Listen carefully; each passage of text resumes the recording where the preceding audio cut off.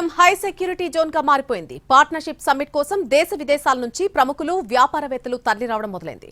సదస్సు జరిగే ఆంధ్ర యూనివర్సిటీతో పాటు ప్రముఖులు బస్ చేస్తున్నటువంటి చోటు కూడా ప్రత్యేక భద్రతను కల్పించారు. ఢిల్లీ బాంబు పేలుళ్ల ఘటన నేపథ్యంలో తనిఖీలు కూడా విస్తృతం చేశారు. జనసమ్మర్దం ఉన్నటువంటి చోట ఎల్పీజీ, సీఎన్జీతో నడిచేటువంటి కార్ల పార్కింగ్లపై కూడా ఆంక్షలు అమల్లోకి వచ్చాయి. విశాఖ ఆంధ్ర యూనివర్సిటీ వేదికగా జరుగుతున్న పార్ట్నర్షిప్ సమ్మిట్ భద్రతా ఏర్పాట్లను పోలీస్ శాఖ ఛాలెంజ్ గా తీసుకుంది.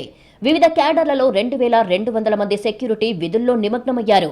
ఈ నెల 14, 15 తేదీల్లో సదస్సు జరుగుతుండగా దేశ విదేశాలకు చెందిన పారిశ్రామిక, వ్యాపార ప్రముఖులు తరలివస్తున్నారు. ఉపరాష్ట్రపతి, కేంద్ర మంత్రులు హాజరు కానున్నారు. సీఎం చంద్రబాబు 4 రోజుల పాటు విశాఖలోనే మకాం వేస్తున్నారు. పెట్టుబడిదారుల సదస్సుకు వచ్చే విదేశీ ఇన్వెస్టర్లు వివిధ సెషన్స్ లో పాల్గొననున్నారు. సమ్మిట్ కు వచ్చే ప్రముఖుల సంఖ్య ఎక్కువగా ఉంది. దీంతో సదస్సు జరిగే ఆంధ్ర యూనివర్సిటీతో పాటు అతిథులు బస చేసే హోటళ్లు, టూరిజం కేంద్రాల దగ్గర భద్రత కట్టుదిట్టమయ్యింది.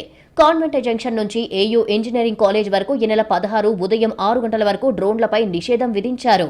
ఇక ప్రత్యేక చెక్పోస్టులు ఏర్పాటు చేసి వాహనాల తనిఖీలు విస్తృతంగా సాగిస్తున్నారు. నగరంలో ఉండే యాక్టివ్ రౌడీ షీటర్లకు ఇప్పటికే కౌన్సిలింగ్ ఇవ్వడం ద్వారా అసాంఘిక చర్యలకు ఆస్కారం లేకుండా జాగ్రత్త వహించారు. ఢిల్లీ బాంబు పేలుళ్ల ఘటన నేపథ్యంలో విశాఖ పార్ట్నర్షిప్ సమ్మిట్ భద్రత మరింత కఠినంగా మారింది. ఎల్పీజీ, సీఎన్జీలతో నడిచే కార్ల నిర్వహణపై ప్రత్యేకంగా దృష్టి సారించారు. జనాలు ఎక్కువగా గుమ్మిగూడే సినిమా థియేటర్లు, బస్టాండ్లు, పర్యాటక ప్రదేశాలు సహా కీలకమైన ప్రాంగణాల్లో వీటిని పార్క్ చేయడంపై ఆంక్షలు విధించారు.